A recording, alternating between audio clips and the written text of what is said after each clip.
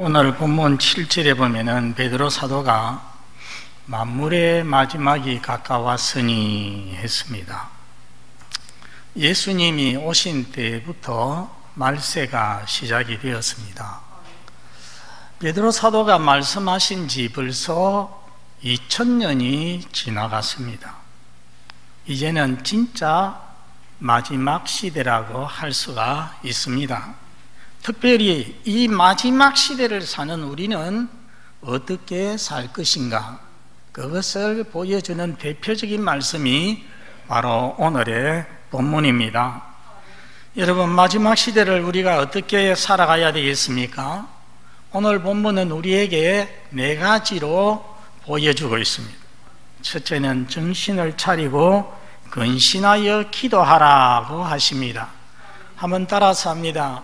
정신을 차리고 근신하여 기도하라.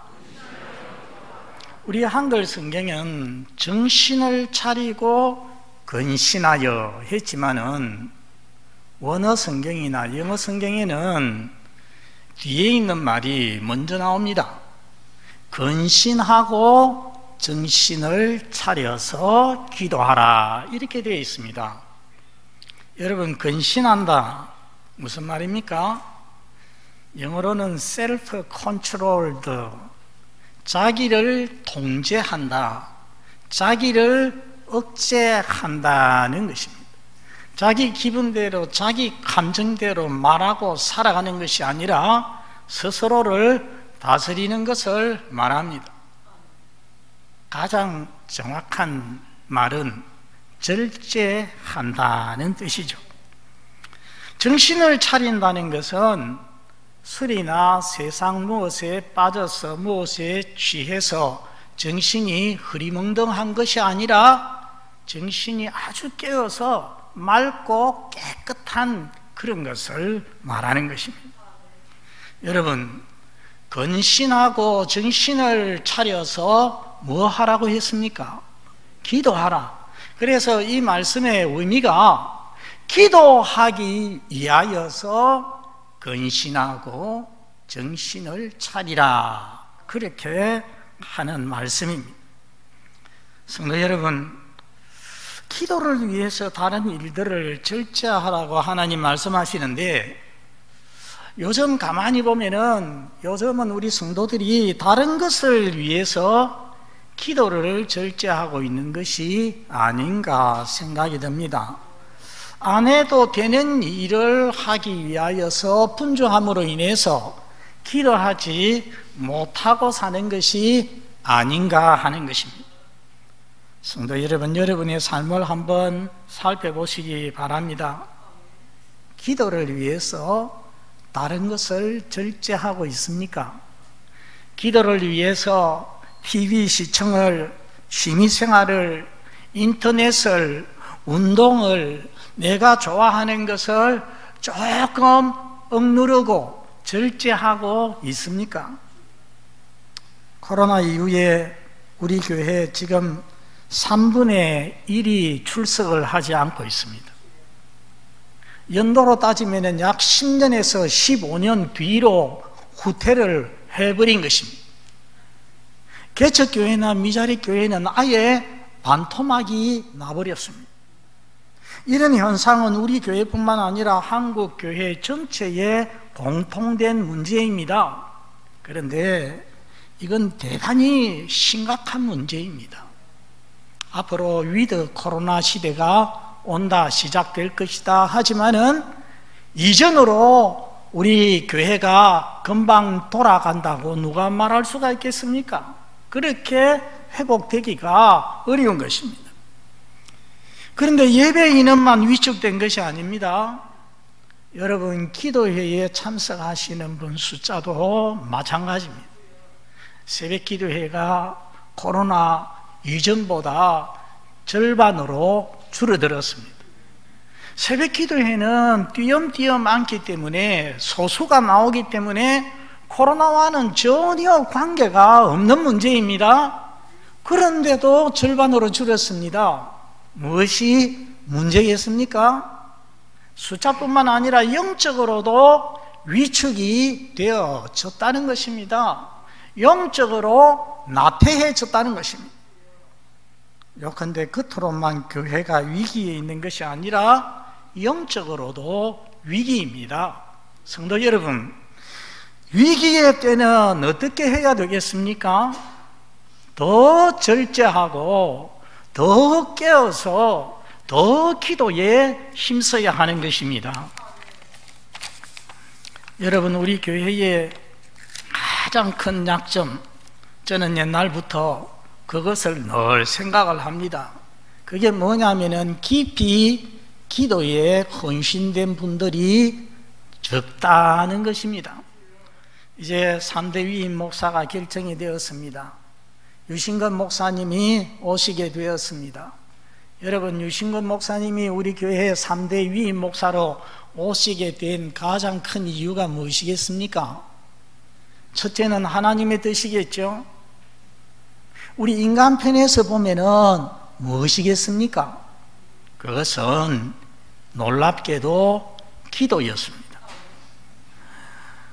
그 교회에는 권사 기도팀이 있다고 합니다.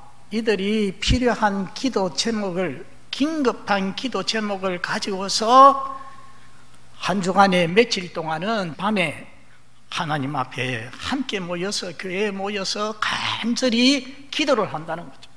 그리고 또 새벽 기도에도 빠짐이 없이 나와서 하나님 앞에 기도를 한다는 것입니다. 여러분, 그 기도팀 중에 한 사람이 장시자 권사님, 우리 교회에 계시다가 안양으로 이사가신 권사님이십니다. 그 권사님이 유 목사님을 추천을 했습니다. 추천을 하시고 나서 그 기도팀이 그 이후로 계속해서 6개월 동안이나 기도를 했습니다. 아마 후보자로 올라오신 목사님들 가운데 그렇게 기도 지원이 많은 목사님은 없었을 것입니다. 그런데 그 권사님들이 유 목사님이 우리 울산 동북에 오시도록 그것만 기도한 것이 아니라 제 3번 목사님, 안 목사님도 하나님께서 좋은 목회지를 인도해 주시도록 기도를 했습니다. 참으로 착한 기도 아니겠습니까? 그게 바로 기도다운 기도인 것입니다. 그런데 놀랍게도 그분들의 기도대로 다 이루어졌습니다. 하나님께서 기뻐하시는 기도는, 하나님의 뜻에 맞는 기도는 하나님께서 응답해 주시는 것입니다. 성도 여러분, 새로 오시는 목사님의 목회에 하나님께서 우리 교회에 보내주시는 목사님, 주의 종에게 여러분들이 진정한 협력자가 되고자 하는 마음이 여러분 속에 있습니까? 그렇다면은 말로만 하지 말고 위에서 기도하시기를 바랍니다. 이제 물러나게 되는 저의 제일 되는 소원은 우리 교회가 중직자를 중심으로 해서 모든 성도들이 깨어서 기도하는, 기도가 특징이 되는 교회가 되는 것입니다. 꼭 그렇게 하시기를 바랍니다. 저는 생각해 보았습니다. 새 목사님을 맞이하는 우리 교회가 지금 할 수 있는 최고의 준비는 무엇일까? 최고의 한영은 무엇일까? 답은 그 목사님과 그 목사님의 가정과 그리고 그 목사님께서 이곳에 와서 행하실 목회 사역을 우리 하나님께서 은혜를 베푸시도록, 능력을 베푸시도록 우리가 위하여서 깨어서 기도하는 것이라는 것입니다. 그래서 우리 지난 주일에 당회에다가 이렇게 릴레이 기도했으면 좋겠습니다 하니까 우리 모든 장로님들이 쾌히 찬성을 하셨습니다.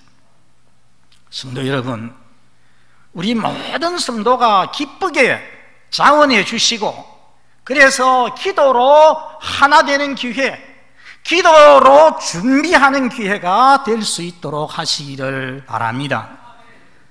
둘째는 무엇보다도 뜨겁게 서로 사랑하라고 했습니다. 여러분 8절을 같이 한번 읽겠습니다. 시작. 무엇보다도 뜨겁게 서로 사랑할지니 사랑은 허다한 죄를 덮느니라. 여러분, 서로 사랑하라는 말씀은 율법의 요약이 됩니다. 로마서 13장 9절에 보면은 여러 계명이 있어도 내 이웃을 자신과 같이 사랑하라는 말씀 속에 다 들었다고 했습니다. 뿐만 아니라 로마서 13장 10절을 보면은 사랑은 율법의 완성이라고 했습니다. 어떤 사람이 신앙이 좋아가지고서 열심히 나서 10계명을 다 그대로 지킨다고 해서 만일에 그 사람이 하나님 사랑하는 마음, 이웃을 사랑하는 마음이 없이 지킨다면은 그것은 허사가 되고 만나는 것입니다. 사랑을 가지고서 계명을 지켜나갈 때에 그 계명이 완전히 지켜지는 것이 되어지는 것입니다. 여러분, 사랑의 반대가 무엇입니까? 미움입니다.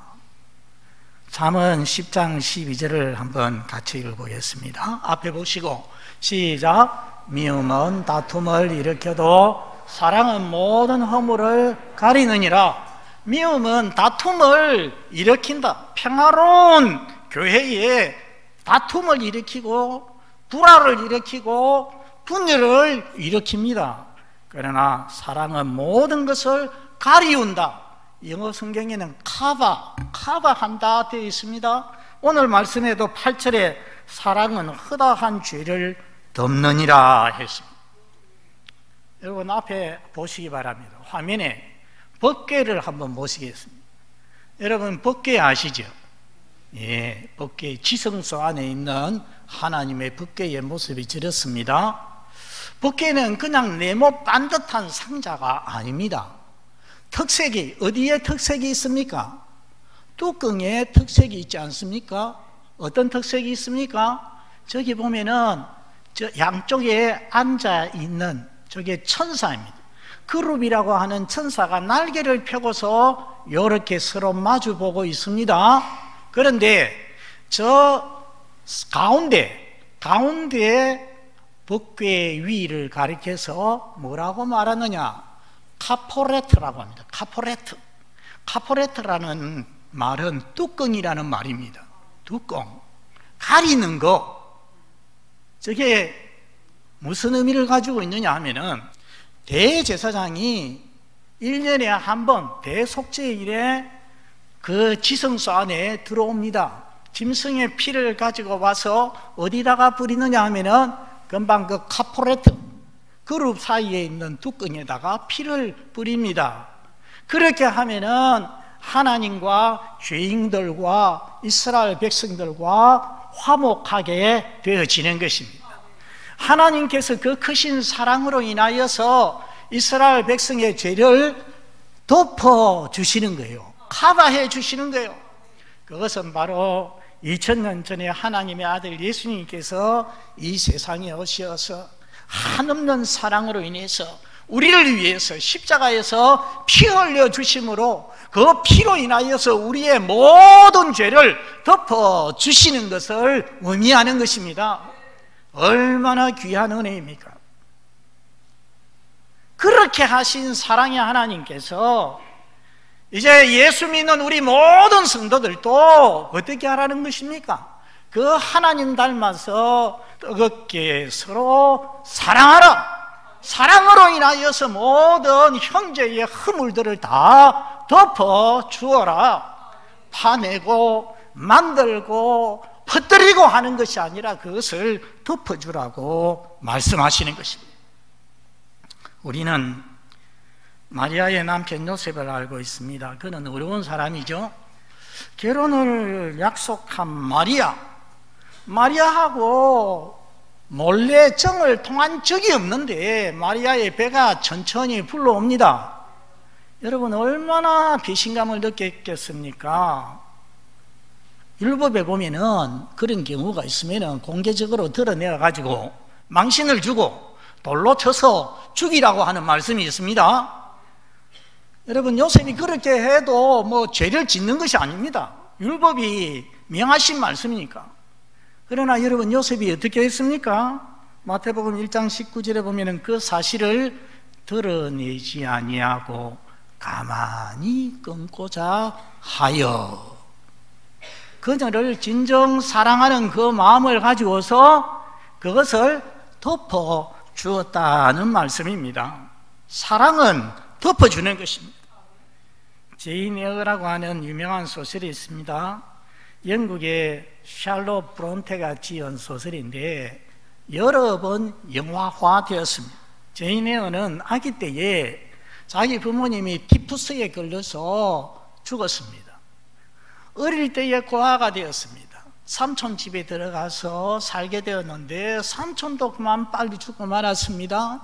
그래서 그 집에서 아주 그냥 학대를 받으면서 자라다가 교육시설에 보내져서 엄한 교육을 받습니다. 그런데 거기에 들어간 지 얼마 안 되어서 여러 가지가 아직 익숙이 안 되어가지고 어느 날 접시를 깨뜨리게 되죠. 그러니까 그 선생님이, 책임 선생님이 엎드리라 해가지고서 등을 갖다가 회초리로 그냥 사정없이 때리고, 그리고는 그것으로 끝나는 것이 아니라 우리 강대상만치 높은 이런 좀 좁은 이런 단상 위에 올라가서 하루 종일 서 있도록 하는 체벌을 내립니다. 그리고 마실 것도 주지 않고 먹을 것도 주지 않고 하루 동안 참 엄한 벌을 내리죠. 그런데 거기에 보면은 그 헬렌이라고 하는 친구가 있어서 몰래 자기가 받은 빵 한 조각을 갖다가 줍니다. 벌이 끝났습니다. 하루가 끝났습니다. 그 뒷날에 헬렌이 제인 에어에게 묻습니다.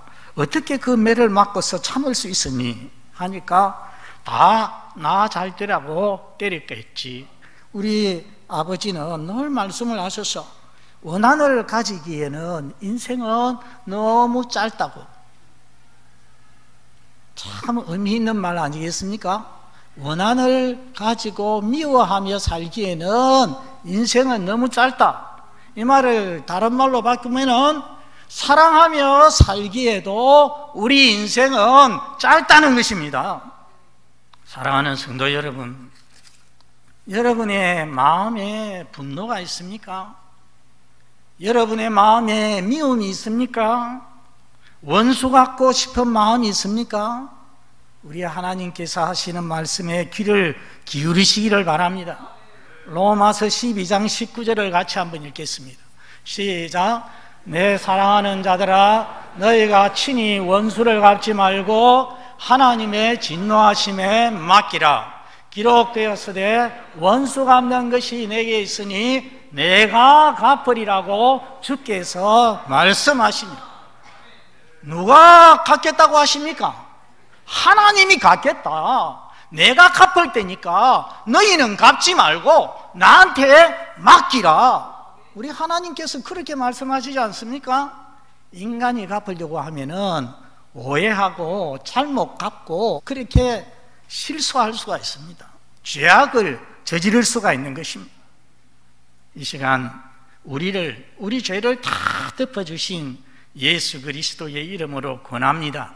여러분 마음속에 분노가 있다면, 미움이 있다면 다 내려놓으시기를 바랍니다. 다 버리시기를 바랍니다.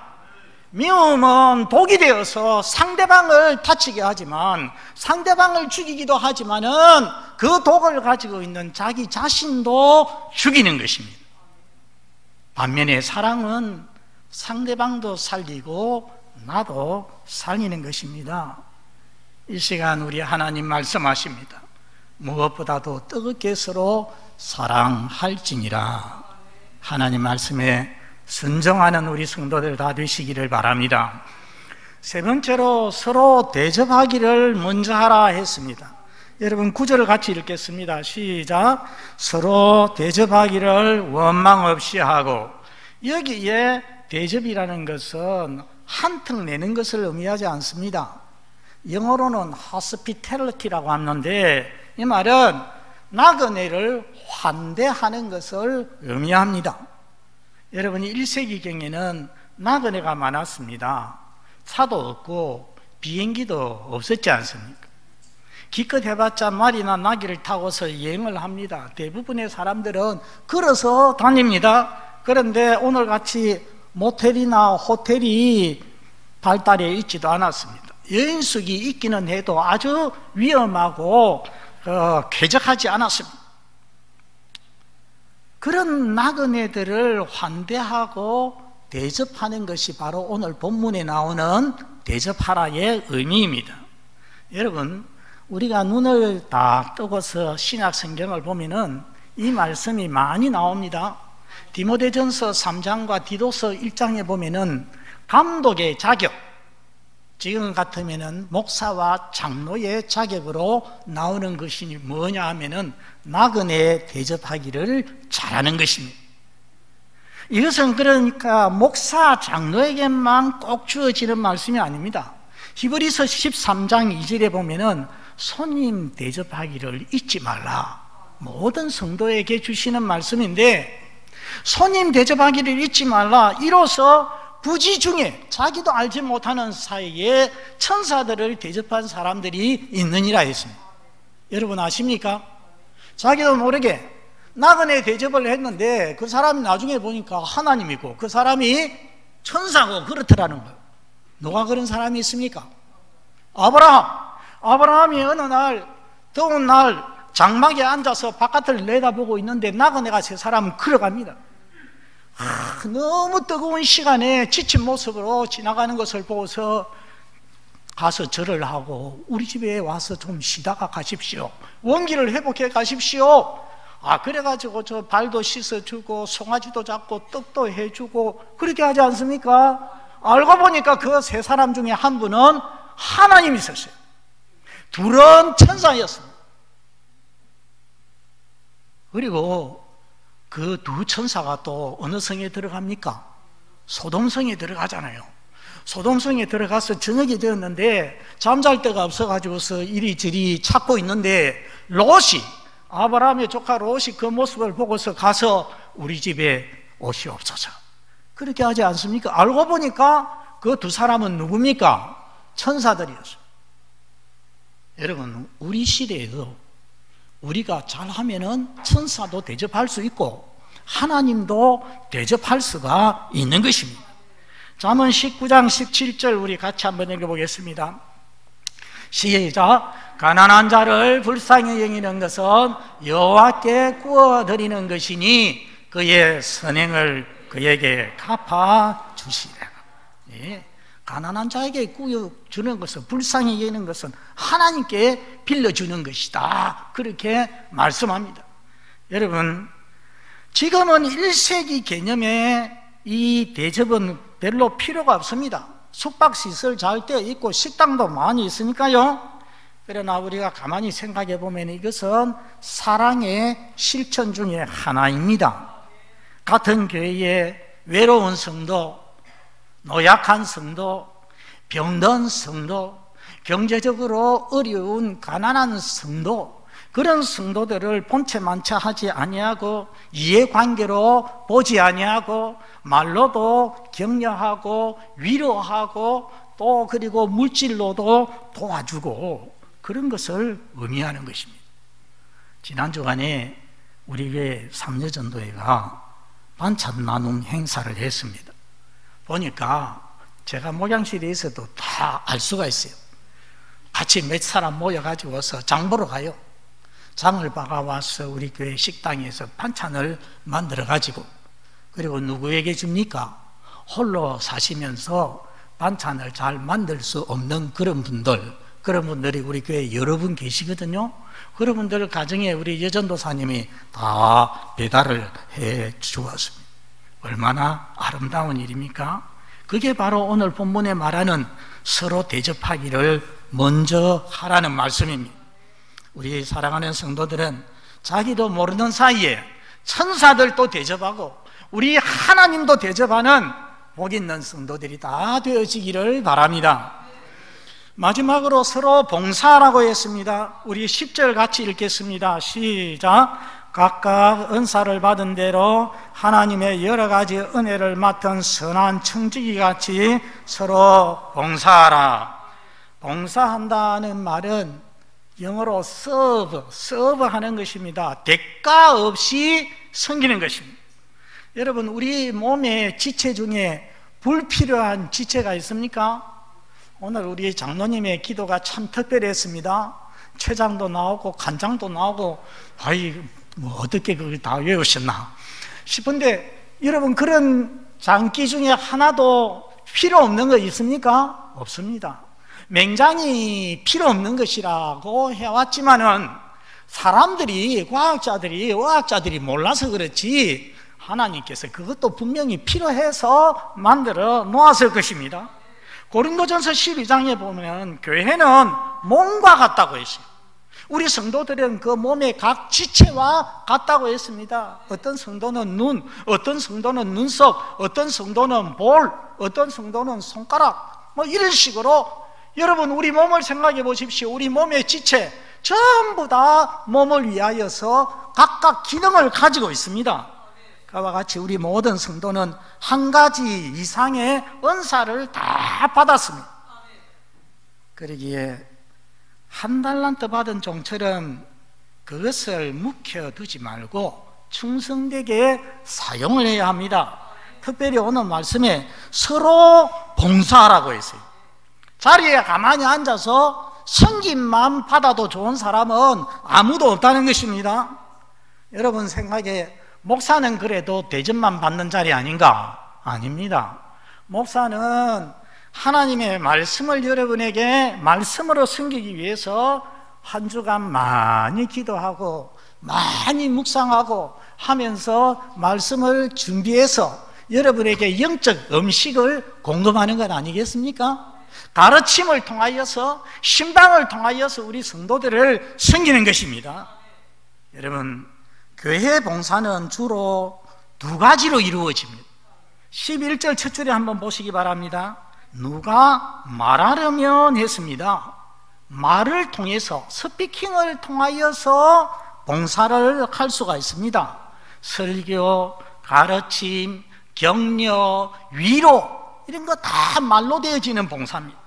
또 한 가지는 둘째 줄에 있습니다. 둘째 줄에 보면은 누가 봉사하려면 했습니다. 서빙으로, 봉사의 행동으로 또 봉사가 이루어진다는 것입니다.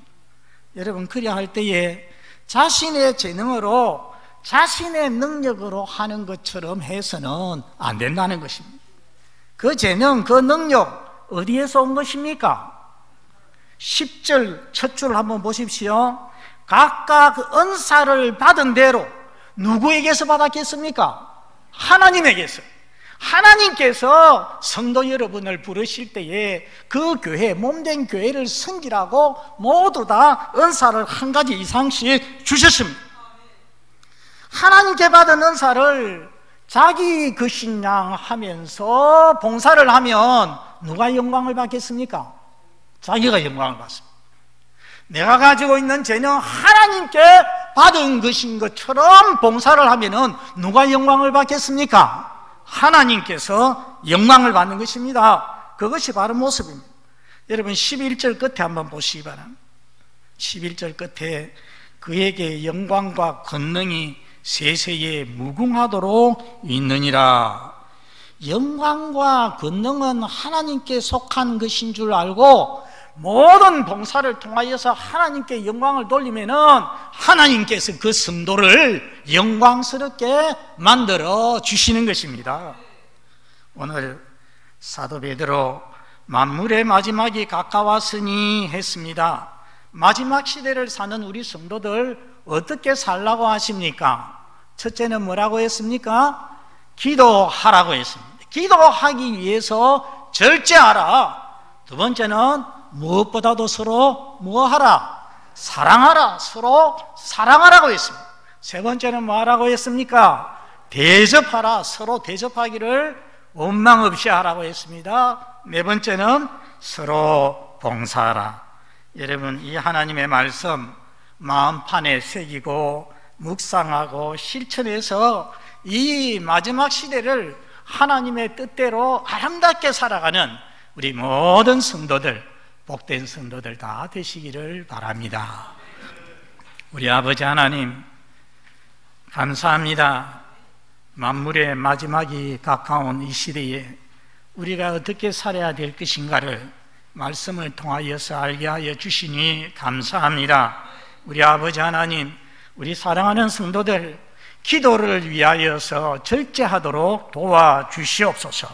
무엇보다도 서로 뜨겁게 사랑하게 하옵소서. 사랑으로 인하여서 남의 허물을 덮어주는 성도들이 되게 하여 주시옵소서. 서로 대접하기를 먼저 하게 하옵소서. 서로 봉사하게 하여 주시옵소서. 그래서 하나님께 영광을 돌려드리는 복된 성도다 되게 해 주옵소서. 예수님 이름으로 기도드리옵나이다. 아멘.